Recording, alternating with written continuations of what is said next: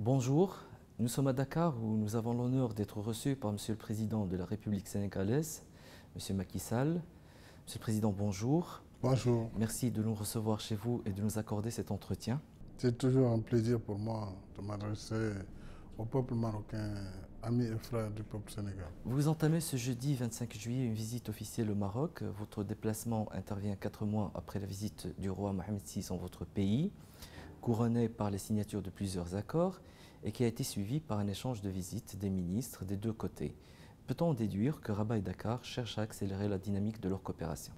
D'abord, je voudrais exprimer encore une fois ma reconnaissance et ma gratitude à Sa Majesté Mohamed VI, roi du Maroc, pour la mémorable visite qu'il nous a rendue il y a 4 mois, qui a permis de relancer la coopération séculaire entre le Maroc et le Sénégal. Vous savez, nous partageons beaucoup de valeurs et beaucoup de choses en commun. La religion, l'histoire, la géographie, les liens de sang.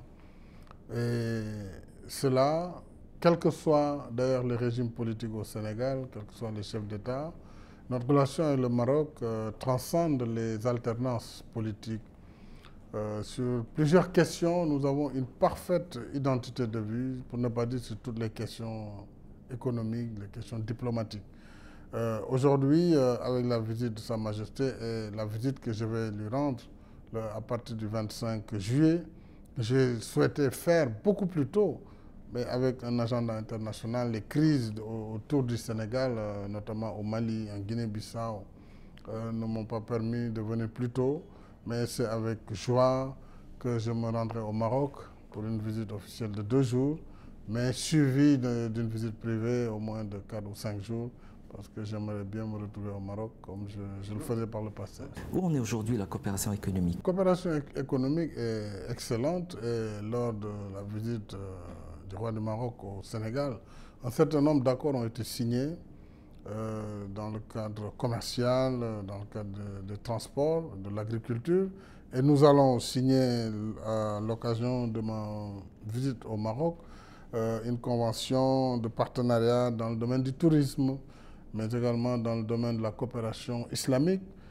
Nous avons également d'autres coopérations dans l'aquaculture, qui sont des projets concrets sur lesquels nos deux pays ont travaillé. Nous avons aussi une coopération entre nos deux conseils économiques et sociaux, le Conseil économique, social et environnemental du Sénégal, celui du Maroc, et nous avons une coopération entre les caisses de dépôt. Sur ce plan d'ailleurs, le Maroc a une très grande expérience et également des accords seront signés avec des acteurs privés, les banques privées, notamment Attijari Wafa qui intervient au Sénégal et dans la sous-région, et aussi un groupe Alliance qui est dans la promotion immobilière, dans l'aménagement. Donc il y a concrètement des projets économiques qui sont en cours. Et vous savez qu'avec la route, nous avons de plus en plus des échanges sur les marchandises, sur les fruits et légumes, sur un certain nombre d'activités commerciales. Et dans le domaine du transport aérien également, vous savez, les choses ont été reprises. La Royal Air Maroc a repris presque 14 vols par semaine. Donc je pense que nous remettrons et nous donnerons un coup d'accélérateur à cette coopération. Il y a aussi la fabrication de médicaments où le Maroc déjà investi au Sénégal, entre autres. L'un des aspects fondamentaux de cette relation est justement cette entente qui survit, si j'ose dire, à l'alternance du pouvoir au Sénégal. L'un des exemples les plus significatifs de cette constance dans les relations est bien la position du Sénégal sur l'affaire du Sahara. Comment voyez-vous aujourd'hui, Monsieur le Président, la situation au vu des développements dans la région? D'abord, sur la question du Sahara, bien entendu, compte tenu de la nature de notre relation, de la proximité et de la parfaite identité de vue, nous ne pouvons qu'avoir les mêmes positions que le Maroc. Et donc, accompagner le Maroc dans ce dossier. Donc, il ne faut pas s'étonner que sous le président Abdou Diouf, Senghor, Wade et moi-même, que les positions soient les mêmes. Évidemment, donc sur ce plan, il n'y a pas de nouveauté. Mais comme depuis plusieurs siècles déjà, nos deux pays ont été liés par le commerce, mais aussi par la religion. Je rappelle le rôle de Fès, où repose Cheikh Tijan Cherif, qui est le fondateur de la Tijania, et la Tijania occupe une partie importante de la communauté musulmane sénégalaise. Et donc, ces liens ont contribué à asseoir la solidité un peu des relations, évidemment, qui se poursuivent dans le domaine diplomatique et dans le domaine économique.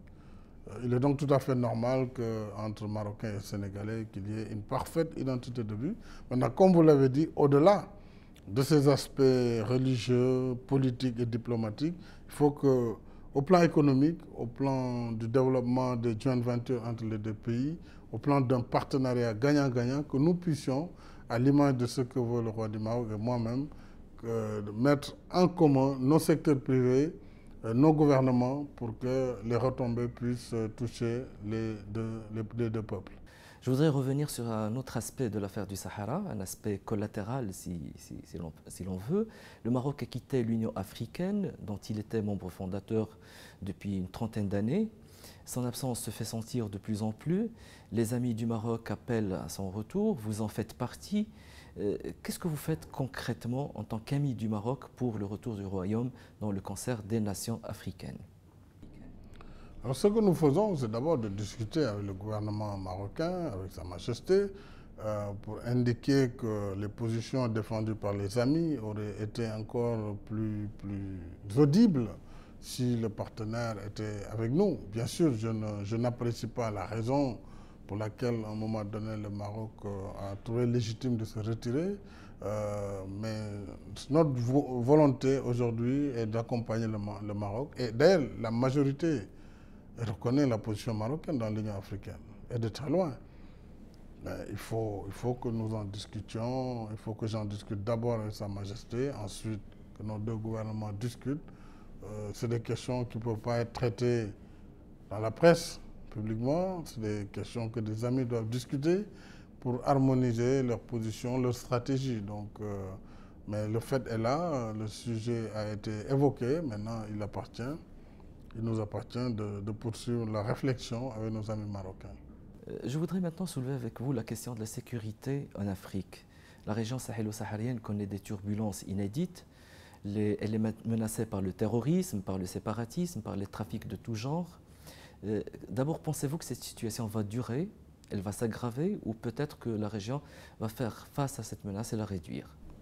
Il est établi que la lutte contre le terrorisme international ne peut pas être une lutte simple ni rapide, puisque le terrorisme mène une guerre asymétrique. Il ne s'agit pas d'une guerre classique, conventionnelle, où vous faites face à un ennemi visible.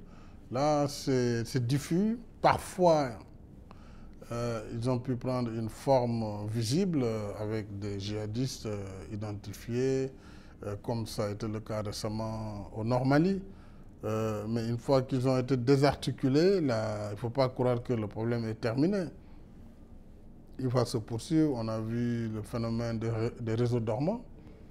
Il s'agira d'être vigilant dans la surveillance, dans la prévention aussi. La prévention, c'est de lutter contre la pauvreté, c'est de donner des perspectives aux populations et d'éviter qu'elles ne soient vulnérables et qu'elles ne soient finalement à la merci de gens qui, par la propagande, pourraient très rapidement les enrôler pour des causes qui ne sont pas forcément des causes de l'islam. Puisque, en tout cas, en ce qui nous concerne, nous, Sénégalais, nous sommes pour un islam de paix, un islam tolérant. C'est ce que nous connaissons, c'est ce que nous avons adopté. Nous ne pouvons pas accepter un islam violent. Parce que nous avons notre propre identité. Non, nous ne nous sentons pas menacés, outre mesure que le terrorisme, évidemment, peut frapper n'importe quel pays. Et il frappe tous les pays. Si aujourd'hui vous avez une carte du monde, vous faites scintiller là où le terrorisme frappe, quasiment sur l'ensemble de la planète, dans tous les continents, vous verrez que c'est une menace mondiale. On s'interroge aussi sur la coopération sécuritaire africaine. Les Français s'impliquent davantage avec l'opération militaire qu'ils ont menée au nord du Mali, les Américains avec l'Africom, mais n'est-il pas temps que les nations africaines, les pays africains, créent une instance, une structure de lutte antiterroriste? D'ailleurs, l'Afrique a effectivement décidé, d'abord à travers l'Union africaine, de la mise en place d'une force d'intervention rapide en cas de nécessité qui soit capable de réagir et de régler les problèmes. Bon, évidemment, la mise en œuvre prend du temps puisqu'il s'agit de 53, 54 États qui doivent réfléchir sur les mécanismes, la mobilisation des moyens. Évidemment, cela prend du temps. D'autres pensent qu'il faut passer par les communautés régionales, communautés économiques régionales comme la CEDEAO, l'Union du Maghreb arabe, etc., la SADC, que chacune de nos communautés régionales puisse développer une force régionale ou sous-régionale. Et dans chaque pays, il faudra puiser, mais il faudra former des forces spéciales. Mais au-delà des forces spéciales, c'est surtout la prévention, donc le renseignement, et surtout l'échange d'informations. Mais comme je l'ai dit aussi, en amont, c'est la réponse à la pauvreté, l'alternative pour l'emploi. Donc on revient à la question économique qui est en fait la question fondamentale. Donc c'est tout cela qu'il faut regarder de près, avoir des réformes positives dans les pays, promouvoir la démocratie. Là aussi, éviter tout ce qui peut justifier que des gens, par la terreur ou par des actions, puissent porter des revendications. C'est aussi le respect du suffrage universel. J'en profite pour le dire parce que si nous sommes des démocrates, nous devons respecter ce qui sort des urnes. Nous ne devons pas, par des mécanismes détournés, mettre un terme, comme ce qu'on vient de voir en Égypte, pour mettre un terme à un mandat que le peuple a donné, même si, par les dialogues, on doit amener les pouvoirs à tenir compte des revendications aussi légitimes des populations, mais le terme où le peuple doit se prononcer sont les élections. Monsieur le Président, vous venez de recevoir à Dakar le président américain Barack Obama. La majorité des observateurs estiment qu'il s'agit d'une reconnaissance de la démocratie au Sénégal. Cela m'inspire deux questions. D'abord, qu'est-ce qui fait cette particularité sénégalaise qui veut que l'alternance au pouvoir se fait d'une manière fluide, avec des élections transparentes, mondialement reconnues? Et deuxième chose, avez-vous senti chez l'administration américaine, dirigée par le président Obama, une volonté de contribuer au développement du continent africain? Et y a-t-il une nouvelle approche américaine en la matière? Oui, c'est deux questions fondamentales que vous me posez. Je voudrais commencer par la première. Pourquoi au Sénégal les transitions se font de façon pacifique, des alternances sans difficulté? Cela est le fait d'un long processus historique qui a mis le Sénégal sur la voie du dialogue pluriel, sur la voie également de la démocratie contradictoire, mais surtout que depuis 1860, le Sénégal fait face à des élections, même sous la colonie. Et avant même la colonisation, il faut savoir que chez nous, le Sénégal a vécu des révolutions, notamment en 1576, 3 ans avant la Révolution française. Non, 13 ans avant la Révolution française, déjà, où il y a une révolte au nord du Sénégal pour contester le pouvoir d'alors, qui était face, n'est-ce pas, aux populations. Un pouvoir théocratique nouveau était né pour promouvoir plus de liberté et définir les conditions d'accès au pouvoir et de sortie du pouvoir. Et ça, c'est la réalité, ce n'est pas des inventions. C'est la réalité de ce... Et donc, depuis ensuite la colonisation est venue, le Sénégal s'est battu pour la décolonisation. On connaît des résistants, mais dans la dignité, même parfois s'ils ont été vaincus. Et pendant la colonisation, avec Saint-Louis du Sénégal, nous avons participé aux États généraux de la Révolution française, avec le cahier de doléances de Saint-Louis. De mon point de vue, c'est tout cet héritage historique qui a abouti aux premières élections vers les années 1860, puis à l'élection du premier député noir, Blaise Diagne, à l'Assemblée nationale française en 1914, puis l'élection de Blaise Diagne, enfin de Ngalandou Diouf, de Lamine Gueye, de Senghor, avant notre indépendance, et leur participation dans des gouvernements de la 4e République en France, l'indépendance, le multipartisme, qui font que voilà, le Sénégal est une démocratie mature, que nul dirigeant n'a le droit d'essayer de dévier de son chemin. Donc c'est ce processus historique qui se traduit dans les élections, qui s'est manifesté en 2000 avec un changement magnifique, sans violence, après 40 ans, voire 50 ans de régime socialiste. Le président Wade avait gagné Et en 2012, il a été battu en toute démocratie. C'est d'abord le génie propre de chaque peuple qui sécrète enfin, la régulation qui permet d'avoir tel ou tel modèle. C'est pourquoi on ne peut pas imposer aussi un modèle universel. J'ai eu à le dire, mais il y a par contre des principes universels sur lesquels nous devons nous accorder. Mais chaque principe doit s'appliquer selon, n'est-ce pas, l'histoire de chaque peuple, selon l'organisation dans chaque pays. Sur la seconde question, est-ce qu'il y a une politique nouvelle des États-Unis? Oui, je pense que les États-Unis ont compris également que l'Afrique était importante et qu'il fallait une approche nouvelle, bâtie sur le partenariat. Ils ont leur vision, voilà, c'est un pays capitaliste qui pense que c'est par le commerce, et la coopération que doivent se bâtir les relations entre l'Amérique et ses partenaires. Ce qui n'est pas une mauvaise chose en soi, puisque dès lors que le partenariat se bâtit sur des bases d'égalité, je pense que nous, Afrique, nous avons besoin aujourd'hui plus de partenariat que d'aide.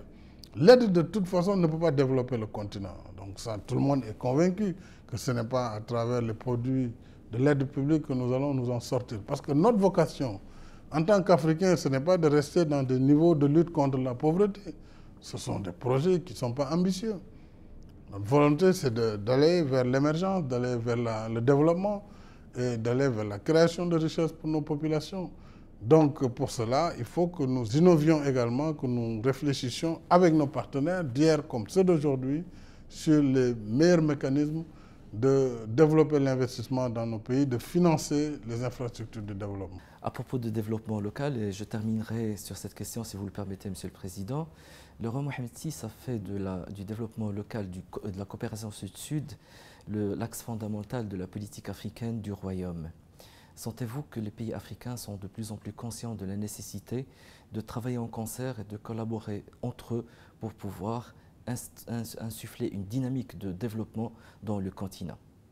C'est d'abord ce que nous sommes en train de faire. Et il faut saluer le rôle de Sa Majesté dans ce développement de la coopération sud-sud par ces voyages en Afrique, ces voyages très importants sur le continent, par les délégations de chefs d'État qui reçoivent, les délégations ministérielles. Nous venons de tenir la grande commission mixte à Dakar, avec une très grande délégation marocaine, où tous les sujets, dans tous les domaines, ont été visités.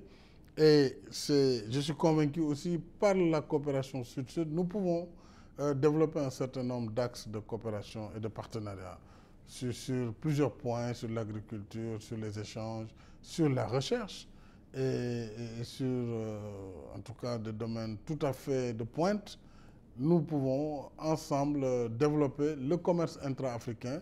Mais il y a des préalables. Les préalables, c'est d'abord les infrastructures de soutien au développement de ce commerce intra-africain. Et donc, c'est aussi la réponse que le NEPAD donne. Et en ma qualité de président en exercice du comité d'orientation du NEPAD, notre volonté est aujourd'hui de faire la promotion du programme de développement des infrastructures du continent, le PIDA, qui doit consacrer la facilité des échanges avec des couloirs de transport, aussi bien pour le rail, le chemin de fer, les routes, les ponts, l'énergie et l'agriculture également. Voilà les échanges autour desquels, je pense, l'Afrique pourrait augmenter le volume de ces échanges, mais aussi les échanges entre l'Afrique et le reste du monde.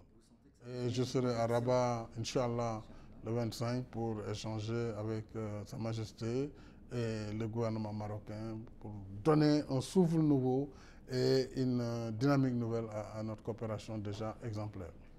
Monsieur le Président, merci. C'est moi qui vous remercie.